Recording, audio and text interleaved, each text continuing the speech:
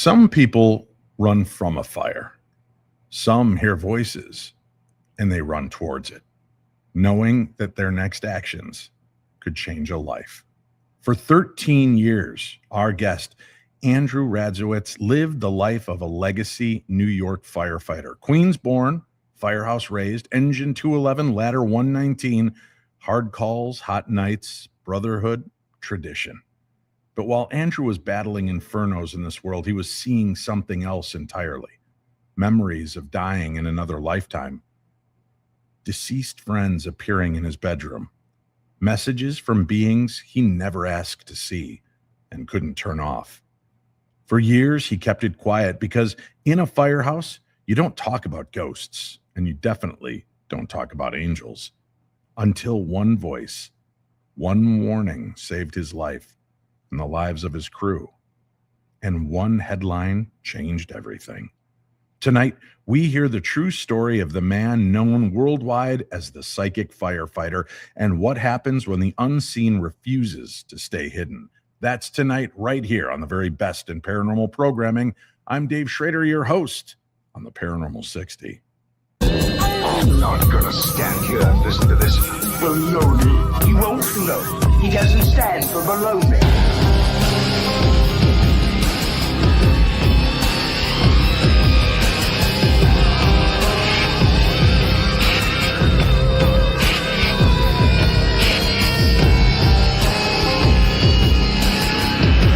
Sounds like a lot of supernatural baloney to me. Supernatural, perhaps. Baloney, perhaps not. Good evening, my darklings. Thank you so much for tuning in. Andrew will join us in just a few moments. I did forewarn him I would like to make a little address to the audience before we begin tonight's program. I'll tell you, I've been having a real rough time over the last few weeks about doing these shows. And the reason being that any of you watching across the world knows that there's tragedy that struck the state of Minnesota.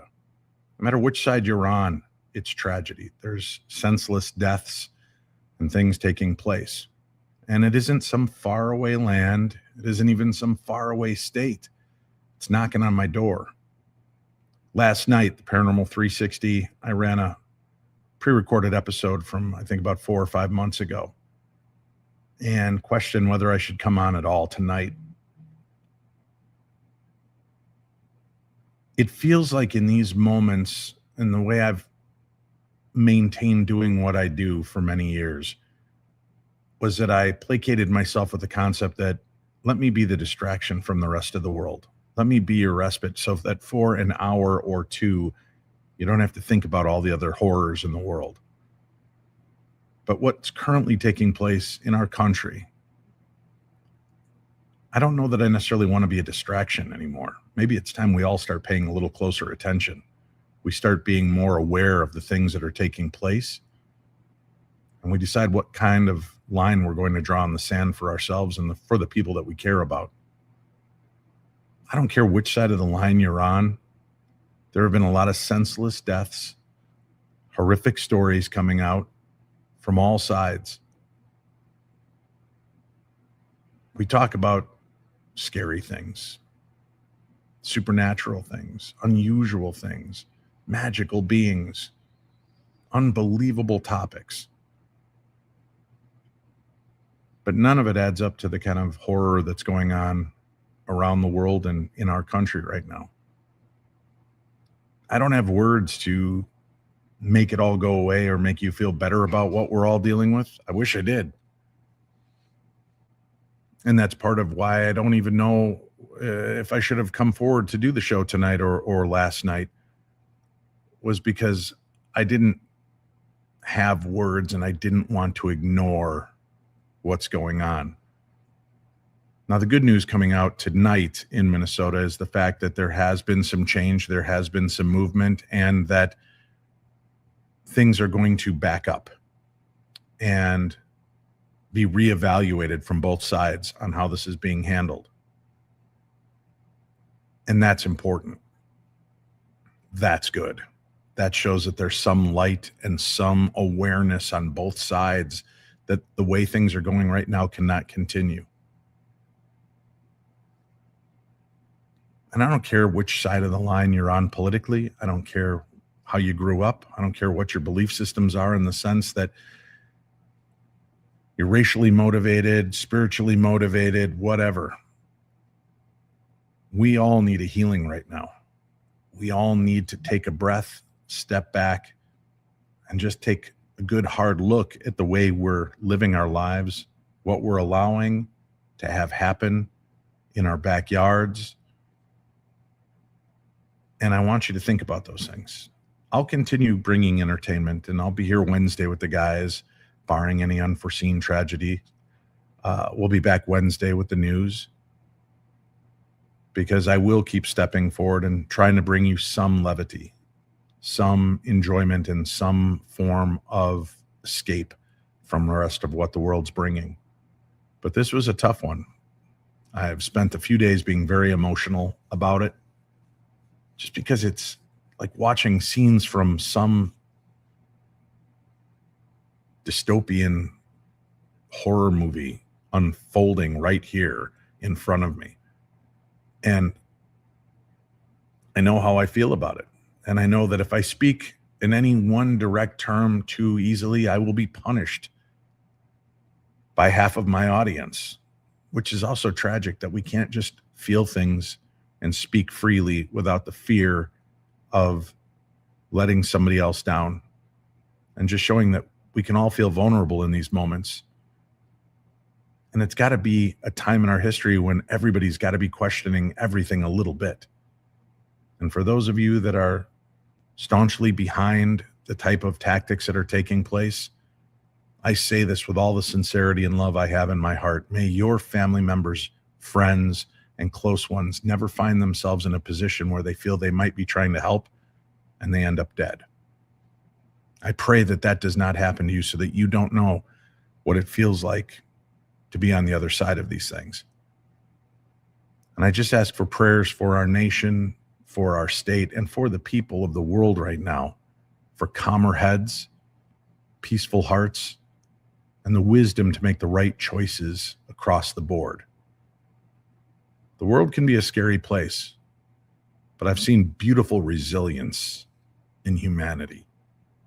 And as easy as it would be to throw it out the window and just say, it all sucks, it doesn't. There are good people doing good things and making stands. Whether they're right or wrong in your eyes, they try to do something. And I hope that when you try to do something, you are rewarded and not punished or penalized for it. And your feelings on both sides matter.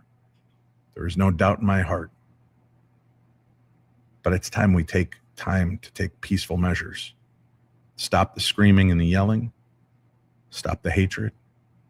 And start to move forward. Because when we do that, great things happen. Big changes come. That's part of our topic this evening with our guest. Seeing those moments, being aware of those moments, and learning to embrace them. When your brain is filled and clouded with anger and hatred and resentment, evolution will never come your way. So I pray that for each and every one of you around the world. To whatever God you believe in, ask for some peace. Ask for some wisdom and clarity. Let's begin the show. Interesting guest, fascinating story. My son is a firefighter in Minneapolis. My biological father was a policeman in Philadelphia.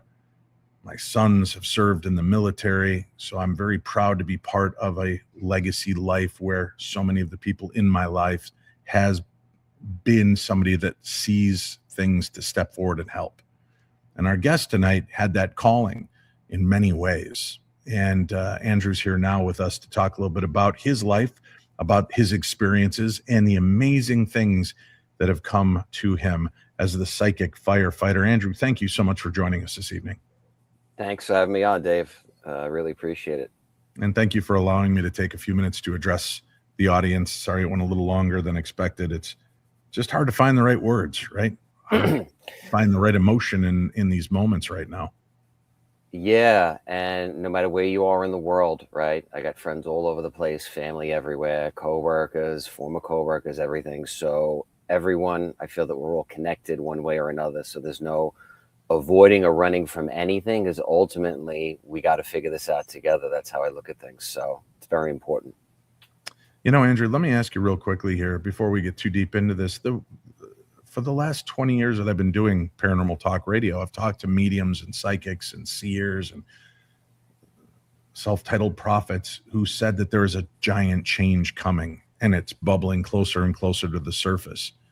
Is that what the world is going through right now? Is there some birthing process taking place that we're going through the labor pains right now, but we are going to see bright skies again and a more peaceful environment? Or do you think we're just starting in the labor process? Yeah, so I think that it feels like definitely we're at the end of a cycle. So even, just to keep it real simple, but one thing I have studied for years too is the Chinese zodiac. So basically this year is very important, 2026, because the energy is a one energy. 2 + 2 + 6 is 10. So that's a one energy. That means new beginning. So we're just getting out of the 9, going to the 1. So basically, yeah, this is very important. Literally, we're at the end of a cycle and the beginning of a new one. So all the things that are happening all over, yes, I feel that things come to a head at times. And then just before they're about to break, right? It's like a wave coming in. You're on the beach. That wave's coming in right before it hits the shore. It pulls out all the shells, all the bottles, all the dirty needles, whatever's in the ocean, and then boom, it crashes and then it's beautiful. But it's got to pull all that stuff out first. So I feel that life, reality, earth, whatever's going on here, sometimes there's like a cleansing or things just happen and all the stuff has to get pulled out in order for all of us to see what is really important or really matters. So yeah, from your ears or your lips to God's ears, I hope that is what's coming, is that there's a new evolution, and maybe it is darkest before the dawn, and we're getting to that point of being able to see a new dawn. Take me back. This is not really a surprise to you, the type of life you've led, because this is a bloodline thing, right? Your family has had gifts. Yeah. So I would say I am the first one to be very vocal about it. But yes, this, has run in my family. It's just not that everybody would come forward and share their story. Mine kind of just happened by accident, how this all just came out. But yes, looking into this at first, I thought it was maybe just me. But as I looked into this, as I met people and started to ask questions, I realized that this was all around. It's been around in my family for many generations. It's just a lot of people don't get the opportunity to fully tap into it, or it was too taboo back in the day. But we're living in different times. So with the internet and things like this, we're able to look into these things and have access instantly. So once again, the internet, right, can be a blessing or a curse. It's what you make of it. So I'm utilizing what's out there to network and connect and meet people all over the world now that are going through the same thing. And I'm very grateful for that, because 20 years ago, I couldn't have done this. I wouldn't be able to do this like I am today. And it's refreshing that you can find a community, find people like that are on here, like-minded people. And it's finding your tribe. That's what it's all about. So yes, there is a family genetic background. And I know people that are tapped in listening to this. If anyone has had paranormal experiences, ask around your family and they may not share, but eventually you'll find out, oh yeah, I saw this when I was a kid. Oh yeah, my grandma saw this. It runs in the bloodline. That's just what I've noticed with thousands and thousands of readings that I've done over the years now. Were you always aware that there was something different about you and your awareness, or did it just feel so natural you assumed the rest of the world had the same type of experiences? So I had, at 5 years old, and then at 13, I had 2 best friends die, one at 5, one at 13. So and that's a young age, to deal with any loss, but a friend, especially, like grandparents, elders die, but someone your age that you're hanging out with one day and then gone, how do you process that? How do you make sense of that? And I just came from a very normal household. My dad was a fireman, my mom was a teacher, grew up in Long Island originally. And, they did the best they could to deal with that, which they really didn't know what to say. No, they didn't go through anything like that. But I knew when that happened, I figured there's no way that this is it. This can't be it. And then after the first friend passed and then the second, I started to get some signs. Like I would see outlines, apparitions. I would sense their presence. I would feel like, wow, they're here, but I don't know. How do I really know that? Is it my mind that wants me to believe this because I'm trying to cope with the reality that someone's gone? I don't know. I didn't have the internet. I didn't have resources. My resources then were my grandmother and unsolved mysteries. Okay. You know, that's what I would go great to. Resources, yeah. Yeah, in the 90s, hey, in the early 90s, 1993, there was nothing like this. So I'm watching Unsolved and I'm like, wow, okay, there's others out there, but you know, in the world that something is going on, maybe the possibility is there. And I asked my grandmother, I said, Graham, I said, when you go to heaven one day, can you give me a sign? Because I need to know that you're around, you know, wherever you go with grandpa. And she just looked at me and said, yeah, I will. And I never brought it up again. And then eventually down the road, she kept her promise, which is why I'm doing everything I did. Because I said to her, I go, all right, if you give me a sign, I'll tell everyone. Meaning I thought my family, like I tell my family, I didn't realize I'd be telling everybody in the world, but it is what it is. Life happens. And now, yes, I am not unique in this. I've heard and met thousands of other people that have had something similar where someone's trying to communicate with them.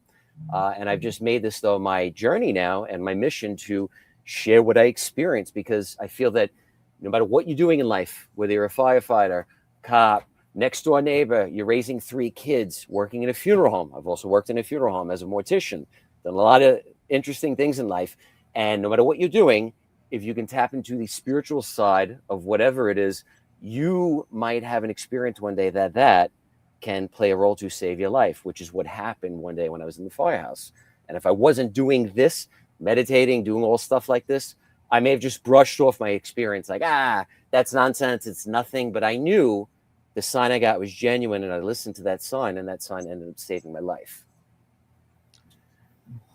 And I want to talk about that, but do you find that people in your station in life, firefighters, EMTs, police, do they all seem to have this innate sixth sense element to them? Because it seems like a lot of people I know that are in that field or those fields, their intuition is pretty dead on about things, and it saves a lot of their lives many times. Do you think that that is a call to service? Like anybody that would join the clergy, you have a call to service because of the abilities that you have. Is that what you've uncovered these years? Yeah, and I notice nowadays, right, and this time I know in Los Angeles, the LA Fire Department out there, and even FDNY now in New York, they give mindfulness training, meditation, like part of the training. So like that was not, it didn't exist when I was on. It was just kind of like, hey, if you get a feeling, listen to that. Maybe it's that sixth sense, but no one really looked into that. Whereas now they're aware of this and how important this is. And if you train this, yes, proactively, that combined with looking after yourself, right? If you're diluted or, you're not thinking clearly or you're really stressed, that could really affect that signal. But if you tap into this and you train this on a regular basis, just like any muscle, just like working out, absolutely, your intuition before when you roll up to a scene. I've heard stories too with cops and scenes I've been to too, where you know something dangerous is happening and you just hesitate to go in, and then something happens and you go, whoa, I'm glad I listened to that, because definitely I think that we're born with this thing. And then through the trauma and drama and personal stuff we go through in life, this signal or this thing gets filtered, it gets diluted out. We get disconnected. And then we're told it's nonsense. Don't look into that. Then somebody passes away. We have some sort of white light experience, out-of-body experience, near-death experience, UFO contacts, whatever, something that makes us go, whoa, there's something else. And we get reconnected to what we've always been. It's nothing new. We've always been that. That's why young kids, I believe from a young age, can be like, hey, my grandmother passed or my grandfather, but I saw them. Little kids will tell stories or past life stories. Absolutely. And I believe that's because they're not diluted, they're not filtered out of all that stuff. Their signal is clear. It's just us when the parent reacts and says, oh, no, that's nothing. Come on, you're imagining. That's your imagination. Stop talking like that. So it's up to us to change that narrative, because if from a young age, imagine being encouraged or just listening. Oh, wow, tell me about that. Instead of judging or saying that's not real. Imagine, that's what they talk about, the new earth or the shift of the new reality. That's what's going on. It's the young generation. By listening to them and letting them tap into that, that's how we can create this new earth. That's the only way. If we keep the same old thing, same old result. But this new generation of kids, like my kids and kids coming up, they're the ones. That's why it's so important that these adults around my age, 40s, 50s, 60s, that age, it's so important of how we talk to and how we listen to our kids and our kids.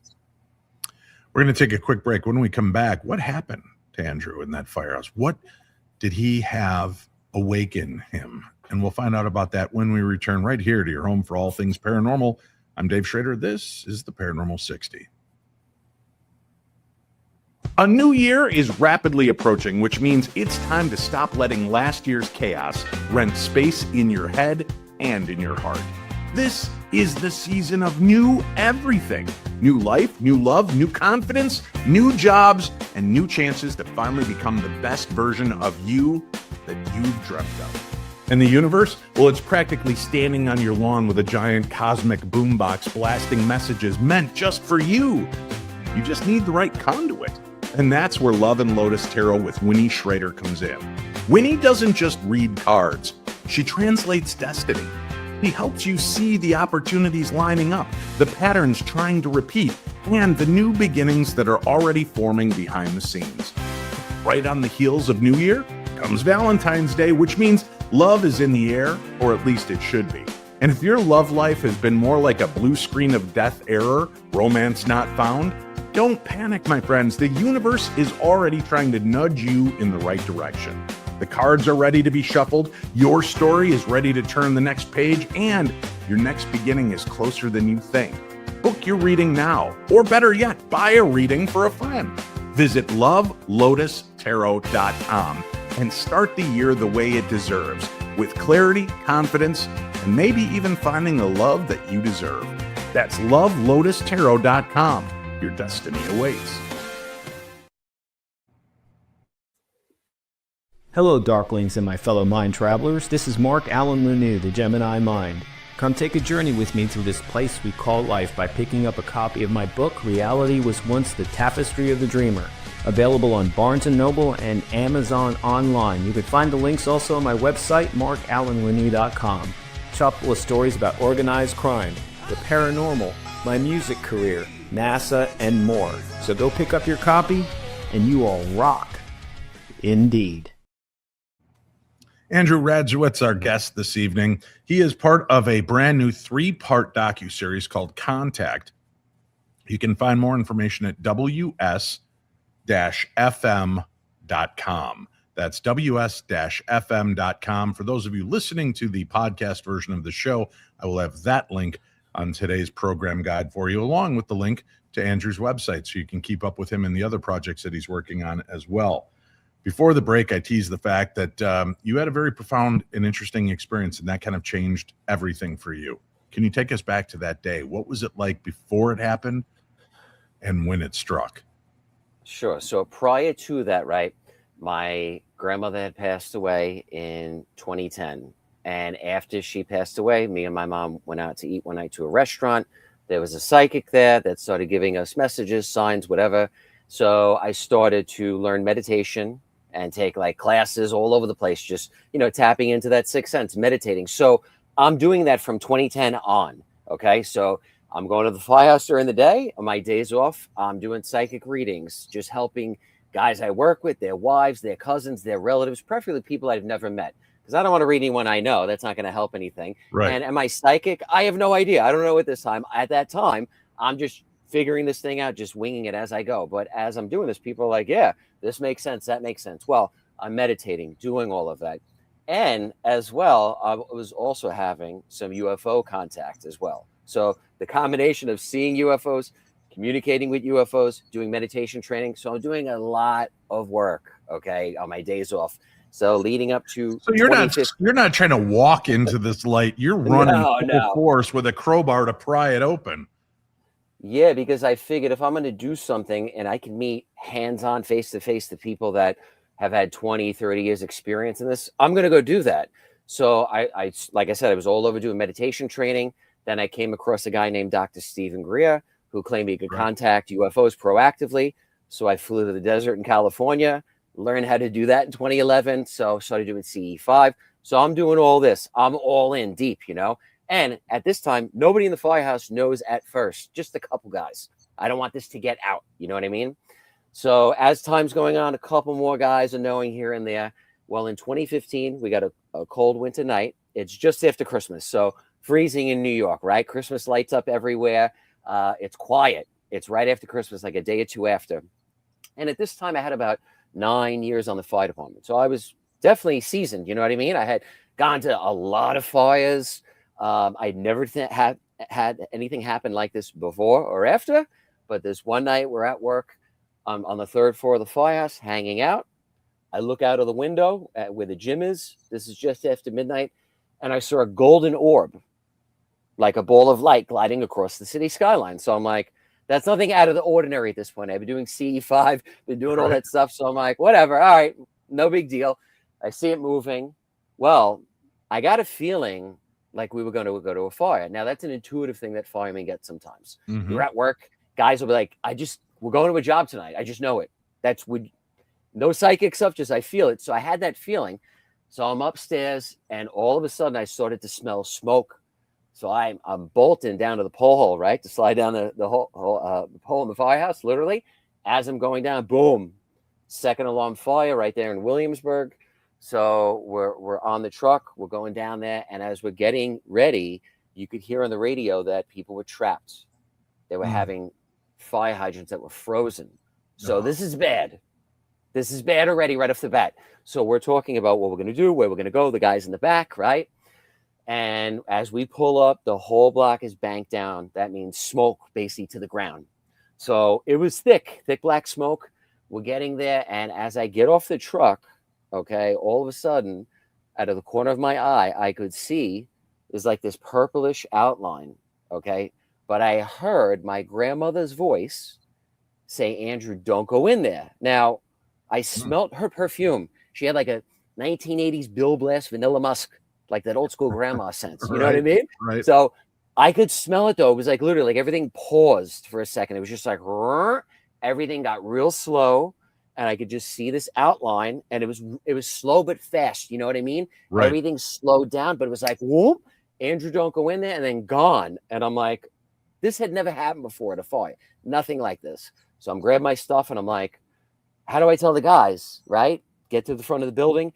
The chief comes over. He's like, ladder 119, you go in the top floor. And I'm like, and I look to the guys next to me. I'm like, hold on a second. They're like, what? And like literally 40 seconds later, the top floor we were ordered to go in, boom, fire blew out of every window. Oof. Now, if I had normally done what I was supposed to do, like I always had done every other time at work, I would have just right in, of course, right away. You don't ask, you go. You ask questions later. If something happens, well, whatever. But I had that feeling something was, something's going on, right? My adrenaline's running. I saw that. What I saw, I'm like, something doesn't feel right. There's no way this isn't making sense. Let me just play it safe, of course. And of course, after guys are like, how did you know that? What happened? And I said, if your soul ever speaks to you, you get some sort of feeling, listen to that. I told them after eventually what happened. They all know now. At the time, I didn't know how to just relay that in the firehouse kitchen after, you know what I mean? So right. Like, you know what I mean? They would have been like, what? Your grandma? Bro, come on, bro. It's a little too far now. You know what I mean? So I shared that. And now after that, 2015, I never shared that publicly. I never relayed nothing. No one heard that story. I never shared that because I don't know. I just felt weird sharing that, relaying that. I didn't even know how to make sense of that at first. It was hard to process. Like, did that really happen? Once again, was I imagining that? Now, I know I wasn't because I've been doing years now, 5 years of meditating. If I hadn't, I may have just disregarded that and not listened. Right. And no reason to disregard now. I mean, did you hallucinate it? Whatever the case, yes, it stopped you from what you were going to do, what you were called to do. And you instead were able to save you and your fellow firefighters and You leaned into that sensation, no matter how dumb or weird it may have felt and counterintuitive to the job. And because of that, they're all home with their families. And that's amazing. Yeah. And, that's the thing. I don't care whether people believe that or not. I'm here. Right. That's all I know. If I didn't, then I'd be on the back of a T-shirt, which I don't want for anybody or anyone I'm working with. So, and I had 10 years on. I talked to a lot of young guys after, hey, you ever get that feeling or whatever? That's how I interpret that or process that. But somebody else might see it differently. They might, see another loved one or just get a sense or a feeling. It's not always going to be like that. But I know definitely I had heard enough stories over that 5 years of going on retreats, going to meditation retreats, doing CE5, talking with people, hearing things like that, like, wow, that's possible, right? When you keep doing it. Stephen Greer told me, he said, Andrew, don't try to remote view. Don't try to do this. Let this stuff unfold naturally. Just keep meditating and these things will just happen. So I believe that's what he meant. Like, I wasn't trying to hey, my grandmother has to come and tell me. No, it just happened. You know what I mean? It organically happened from continuing to do this. Well, and when you are hyper focused on what your expectations are, you might miss the other signs that are actually making their way through. Right. And people like, oh, were you hallucinating or was it this or that? No, call it what you want. I know what I saw. And after I shared this publicly, oh my God, I've had hundreds of people reach out to me that are first responders, hundreds across the world.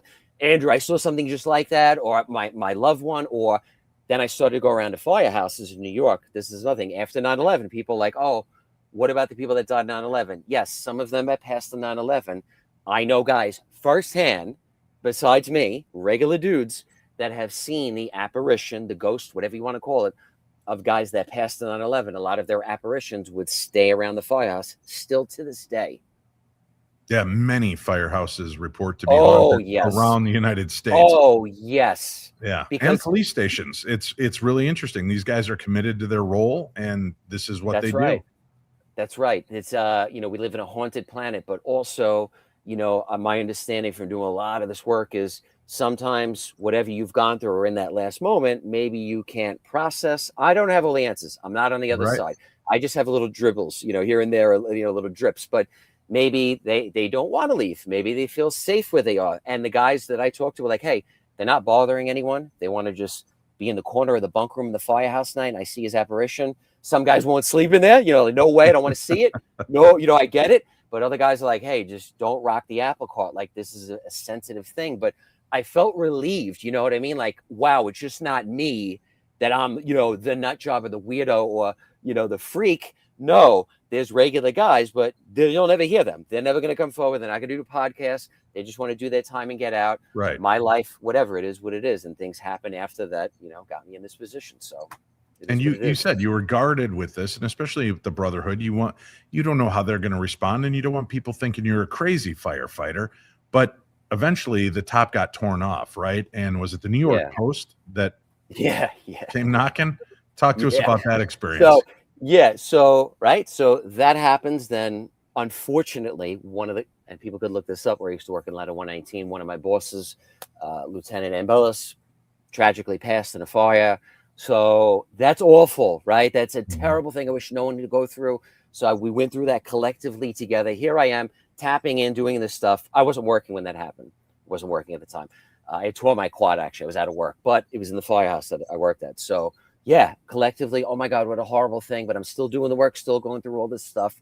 Then around 2017, I noticed a lot of people coming forward, whistleblowers, people that I knew for many, many years said, hey, 2017 is the year. So I just started to listen, and I'm like, hey, I think I feel comfortable sharing my experiences. So I went out and made the mistake of going on Facebook and sharing my experiences. Yes, some great people, and then some other people, you're a fraud, you're this, you're that, all this crazy stuff, whatever, just part of the journey. But at the time, I'm like, man, am I doing the right thing? Should I have done this? Well, I didn't know at the time, but somebody from the New York Post was watching everything I was doing. And I get a text one day, and it says, hey, we're running an article about you tomorrow. We want to know if you can give a comment. I'm like, wait. can I see the article? What did you write? And I'm like looking this person up, who are they? I don't even know who they are. I've never heard of them. And all of their previous articles that they did were like hit pieces on firefighters, like, oh, more firefighters are getting injured in kitchen fires than at fires. That is because firemen don't report injuries. The majority of guys I work with never go sick ever for anything. So that's why that. So I'm like, oh my God, like I could see this is not good. So I'm like, show me what you wrote. They won't show me. So I was like, I got no comment. So but at that time I had to call the FDNY press desk and tell them everything. Like, hey, this is what I've been doing. Like kind of living a double life. And they're like, no. You're doing this on your days off. When you're not at work, you're doing readings. You're doing this for free. Okay, you're helping people cope with grief, death, all these things. They're like, we actually have no problem with this. More guys should be doing that on their days off. So I was like, they're like, don't worry about anything. Now, of course, yes, that was great. They had my back. I didn't want that though, because I wanted to. I said, I have no problem if one day somebody approaches me press-wise or professionally and says, hey, I want to know about what you do. I would tell them whatever they wanted to know. That's not the experience I had. It was totally different. So I didn't know what was going to happen. The FDNY called the post and said, don't run it. They were like, we're running it. He works for the city, blah, blah, blah. They have a right to know, whatever. So they ran what they ran. I have no problem. If anything I'm in, if I say something, I saw this or I experienced that, yes, I stand behind it. When you go through these things, you go through paranormal things, a lot of things are weird. A lot of things don't make sense. And when people read that, they're like, oh, this weirdo is seeing UFOs and communicating with his, loved ones and his dog. And it sounds crazy, but if you've had a loved one or a pet or anyone die, you know that they can visit you or you get a sign on the other side. So I really don't care what someone like that's going to say. But if you're open-minded, you know that this stuff is possible. So At first it was a curse, but yes, in the end, it really was a blessing, that article. You also were gifted with a glimpse of a past life.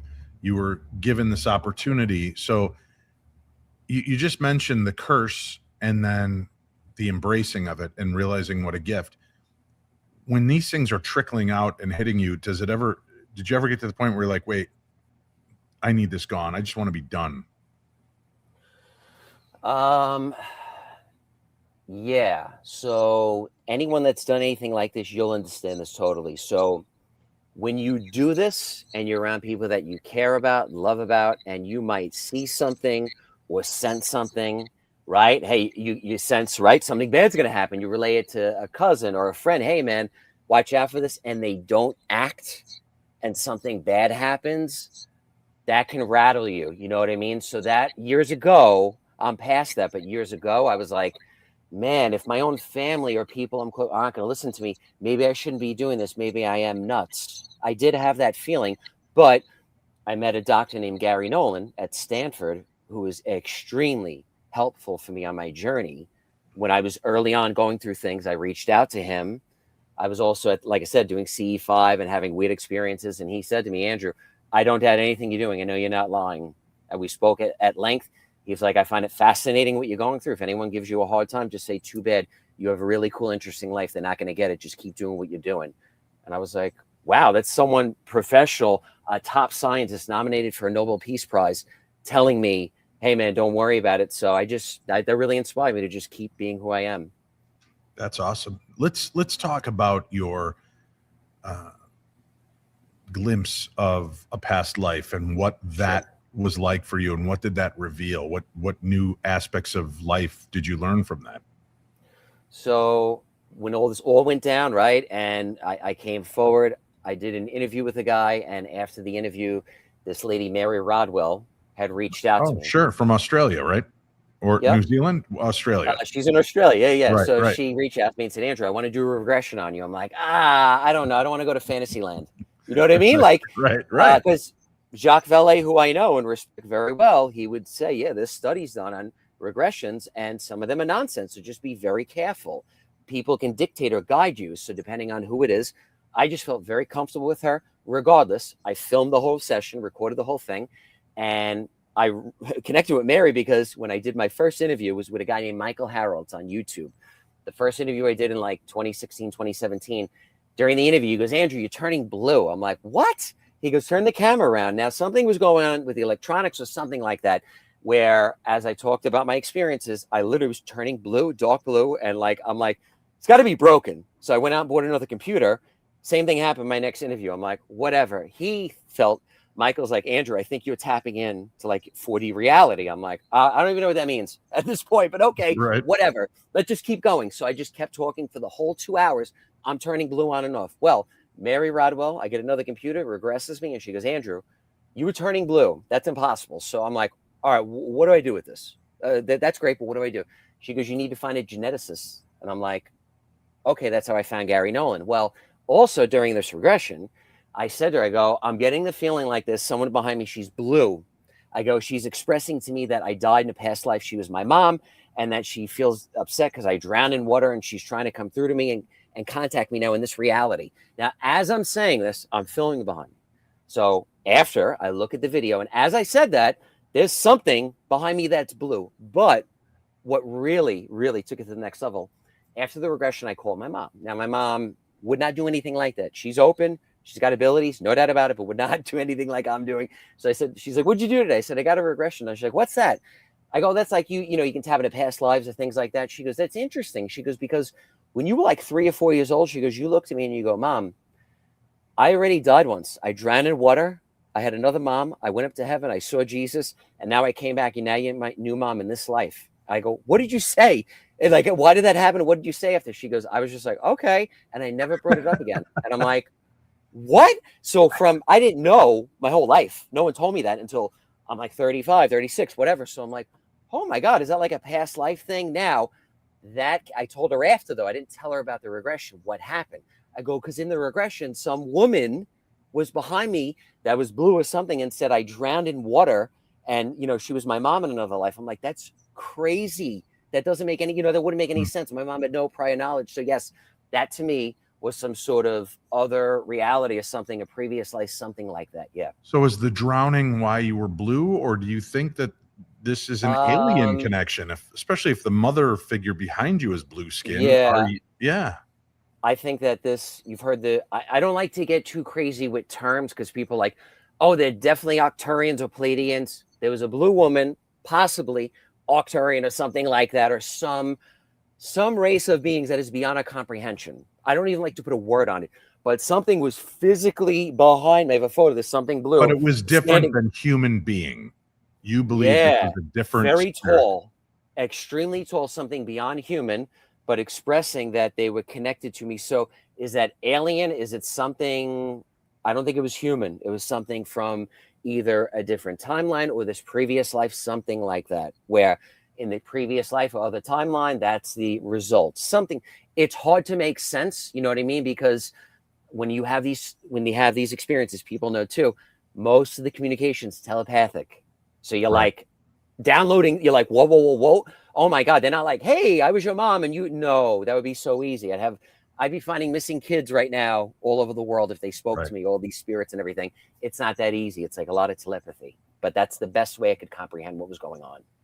We have to take another quick break, but when we come back, I've noticed an interesting correlation between different elements of Andrew's life, different experiences people have had, and something that seems to be a thread that I guess is the first time I'm pulling on. So we're going to take a quick break. We'll come back. We'll talk a little bit more about that right here on the Paranormal 60. You know, my darklings, December moves pretty fast.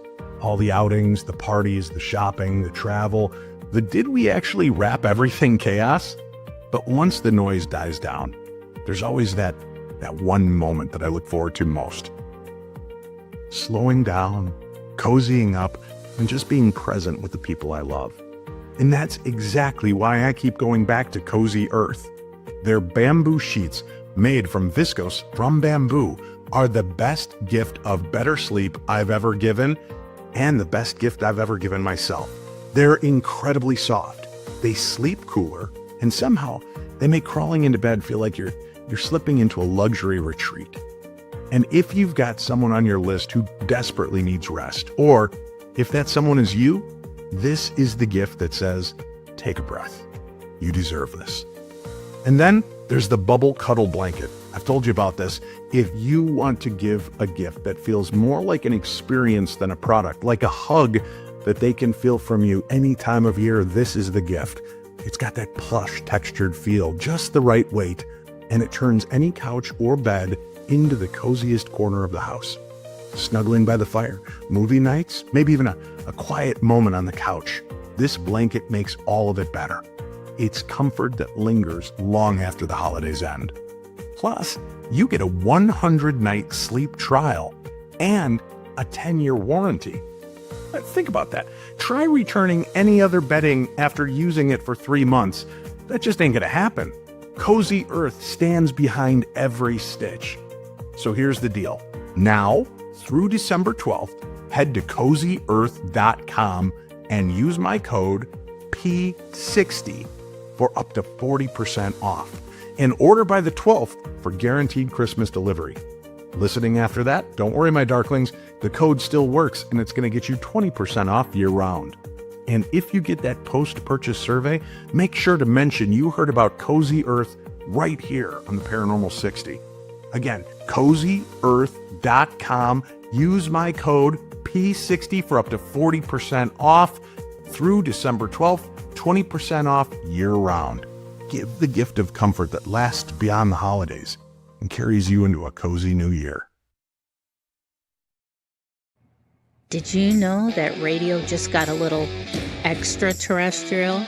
That's right, Dave Schrader is back on radio with the Paranormal 360 every Sunday evening, 7 to 9 p.m. Central on WCCO AM 830, an Odyssey station.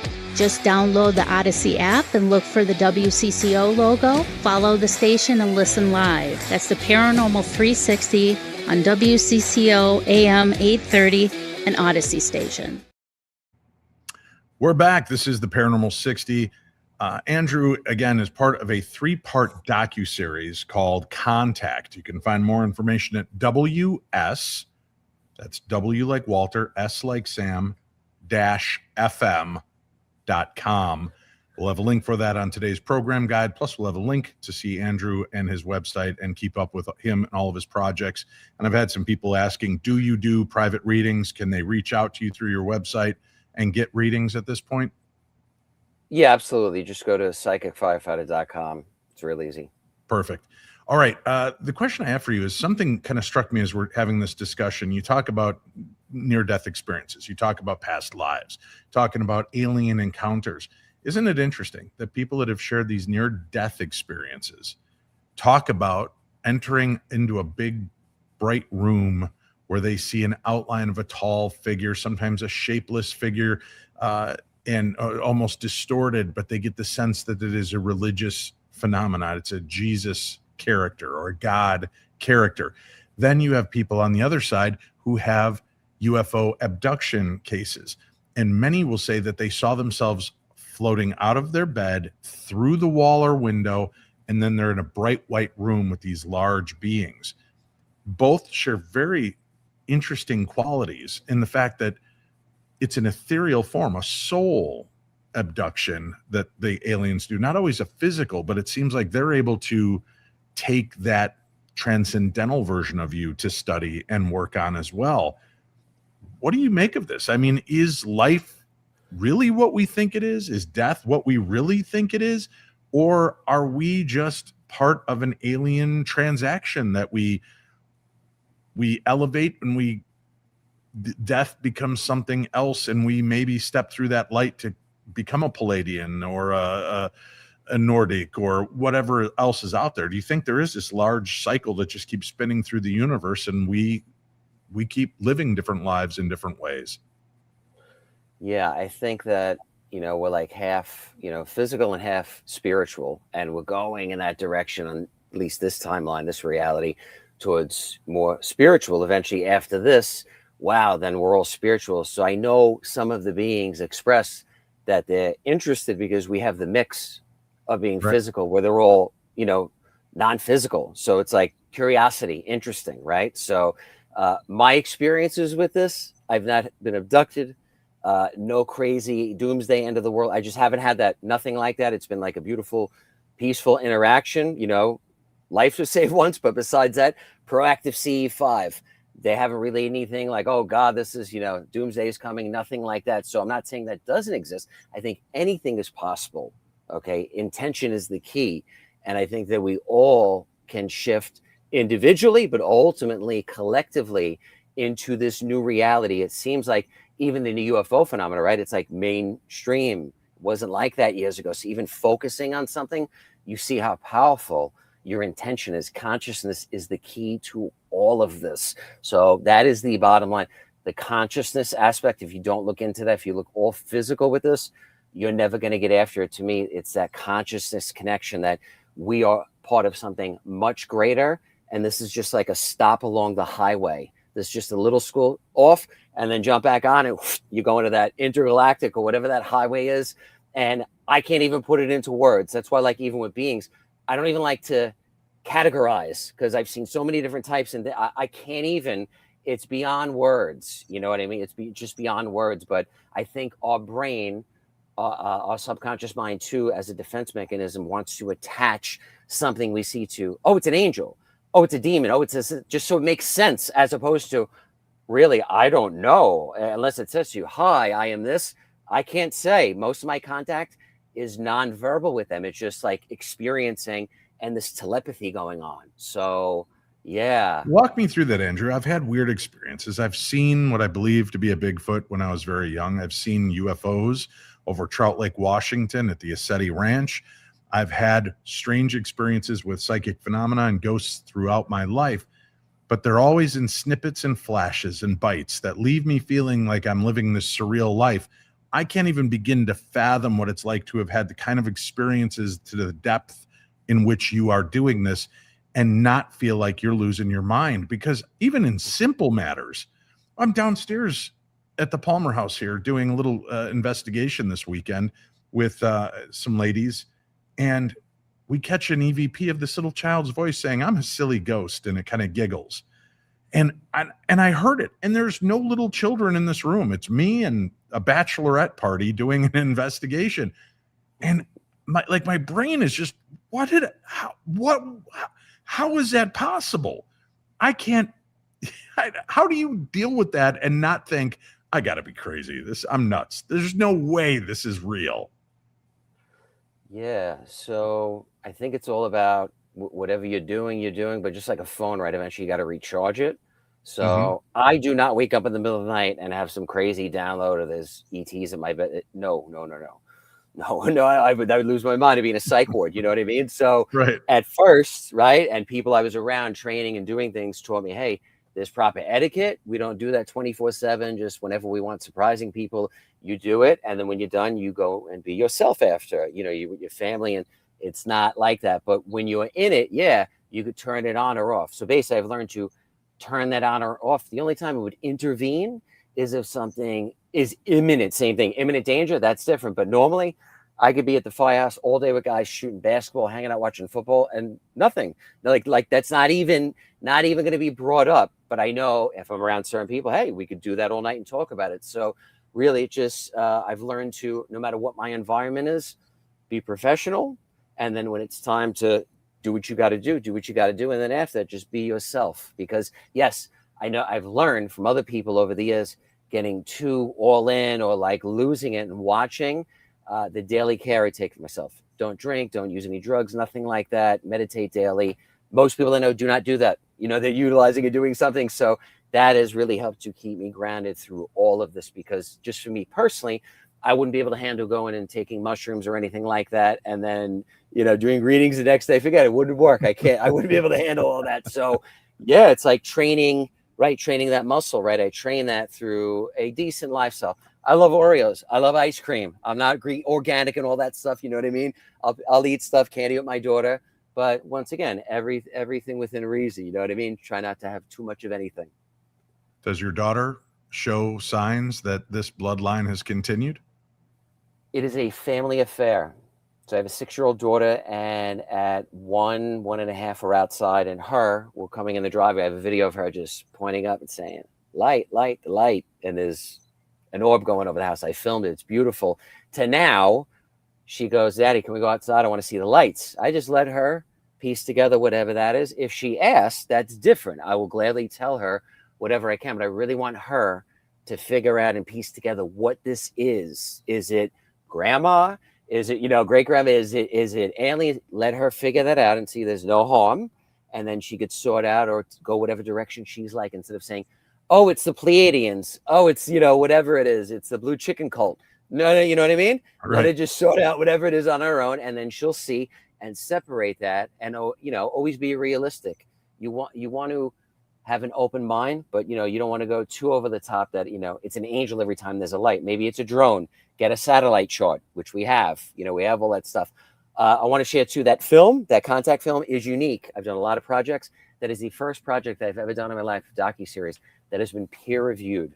So that is sensational. With all people always ask, how do you know this is credible? Blah, blah, blah, all that. Yes, this is peer reviewed. I'm in a peer reviewed film, a 3-part series. So check it out for yourself. I high this in high regard. My contact experiences. I've had my footage analyzed at MUFON, all that stuff. Scientists at Stanford. Oh my God, Melbourne University out here, all over. I take this very seriously, and I'm on being critiqued and look at this. Maybe you need to look over there. I am open. I just don't care for cynics. It's just not my thing. I agree.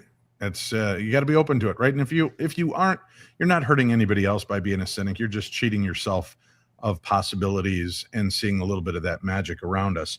Again, the documentary series is called Contact. It's a 3-part drama series, or a docuseries rather. And you can find information at ws-fm.com. Before we head out, you talk about not wanting to compartmentalize things. Do you find that it's a bit of an anchor around your neck to be the psychic firefighter, because you're so much more than just the psychic firefighter? That's a label years ago. People said to me, hey, I was in a meditation class and people were like, you're the psychic firefighter. And that's it. It just, you know what I mean? It just kind of stuck. And I'm a 3rd-generation firefighter. It's deep roots in my family. Oh my God, I still talk to the guys all the time. I still have a lot of friends still on the job. It's one of those things. I still have that adrenaline rush when I hear sirens or smell smoke. So yeah, it's just part of me. And I wouldn't be doing this if I didn't do that. You know what I mean? If I didn't have that life-saving encounter, that like catapulted to go, whoa, this is for real. Like, oh my God, this can save your life if you tap into this. How do I not share that? You know what I mean? I feel like I'd be doing a disservice to just keep that to myself. So when I first moved, I'm currently in Australia. When I first moved to Australia, I had to get a job to get residency. So I got a job in a funeral home. So I was a mortician for about 4 years when I lived here. Then I got my residency, and I am the psychic firefighter now 24/7 since COVID. Eat, sleep, and breathe this. You know what I mean? It's my thing. But that too, that was good, because I always say to people, they're like, you don't know what it's like to be dead. I say, no, I don't. But I know what it's like to prepare them. I know what it's like to be next to them. Literally, I have lived that other side. I've been there with families, and oh my God, it helps with everything I am at this point. I know a lot about grieving and what it's like for families to not have resources and all these things. So I have a unique experience. So I wouldn't change this for anything. You know what I mean? If I wasn't doing this or being known as that, I feel like I wouldn't be who I truly need to be on this planet. I know what I'm supposed to be. And I've met a lot of people that have no clue and never find out.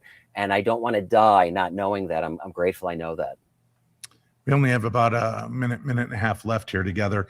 From all of the things you've experienced and encountered, from all the lessons you've learned, if I could ask you to pick 1 or 2 pieces right now, what do you think is important for the viewers of the world that are watching this program right now, or in repetition on repeat, listening around the world? What 2 things do you think are most important for people to focus on right now? Well, number 1, know that on the other side, my experience is that there is no judgment when your relatives transition, right? All the nonsense and all the infighting and who didn't show up for Thanksgiving. They don't care about that. That's gone. They just want you to be happy. You don't have to be an angel. If you make a mistake, do the best you can to make it right, make an amend, because you want to settle that, right? You want to, they have that expression, your heart should be as light as a feather. Basically, that just means make your amends, do the best you can. Hey, make it right with somebody. If they don't want to talk to you, that's it. Just move on. You did the best you could, but you are loved unconditionally on that other side. Yes, it is always best to do right and love one another, right? You're either living in love or fear.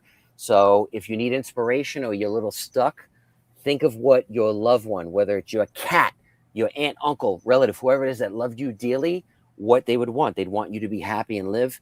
Honor them by living the life that, hey, they'd want me to do my thing and be happy, right? Use that as inspiration. That is number one, right? I think that is number one most important thing. Great. Yep. And just number two, I'd say number two, we are living in interesting times. There's more coming. This is just how this goes. The Chinese zodiac changes February 17th. So that is when we go into the new energy. So between now and then, yes, things will happen. And even in the new year, change will occur. Change is guaranteed, right? I studied numerology, astrology. Things go in cycles. I feel that the cheat code to getting ahead or being successful in life that can really help is if you can understand some basic numerology and astrology, apply it to your life. I learned this over the years, and I've had friends, clients, family utilize this, and oh my God, it has made a tremendous difference in life, doing things based on numerically instead of just, hey, I'm just going to run with my gut feeling. No, don't do that. Have a plan. Please have a plan in the times we live in. Have a plan, lay out what you want, and be blunt and direct about your intention in this new year. With the new energy coming in, a horse is bold, blunt, direct. Be bold, blunt, direct in the new year. Fantastic. Andrew Radziewicz, thank you so much for your service, for your family service, for not only what you did with the firefighters and working with people and trying to save and help lives, but for continuing to carry that on in your new journey. So thank you, and we wish you all the success in the world. Thanks, Dave. Thank you. And thank you all for tuning in and spending some time with us again tonight. And if it's okay with you, let's just do a little prayer here at the end. Just one more chance to connect. And Lord, I just ask that you be with everyone that's listening to this program or watching it right now. Lift their hearts, bring it light, bring it peace, bring their worries and sorrow to an end. And I just ask that you bring enlightenment and touch the hearts of those that are holding hate and anger, resentment, fear, jealousy, pettiness in their hearts. I ask that you release that and allow those things to go away, so that we can start seeing each other for who we are and what we are, human beings living a human existence on the same planet.